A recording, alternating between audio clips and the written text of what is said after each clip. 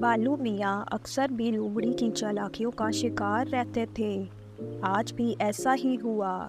پیر لومڑی نے اطلاع دی کہ ادھر جھونپڑی میں نئے سیاح آئے ہیں، ان کے پاس شہد کے جار ہیں، تمہارے تو مزے ہو جائیں گے۔ وہ بیچارہ لالچ میں اس طرف نکل گیا جس طرف کا لومڑی نے بتایا تھا، لیکن کچھ دور جا کر اسے اندازہ ہوا وہ پھر اس کی چال میں آ گیا ہے، کیونکہ دور دور تک کسی جھونپڑی کا نام و نشان تک نہ تھا۔ اس کے پاؤں بھی زخمی ہوئے کیونکہ راستے میں کانٹے تھے۔ آج اس کو لومڑی پر بہت غصہ آیا اور اس نے ارادہ کیا اب وہ اس سے ضرور بدلہ لے گا۔ شام کو وہ اپنی دوست ہاتھی کے پاس گیا اور تمام ماجرا سنایا۔ اس نے بھی مدد کرنے کا وعدہ کیا اور مل کر لومڑی کو سزا دینے کا منصوبہ بنایا۔ جنگل میں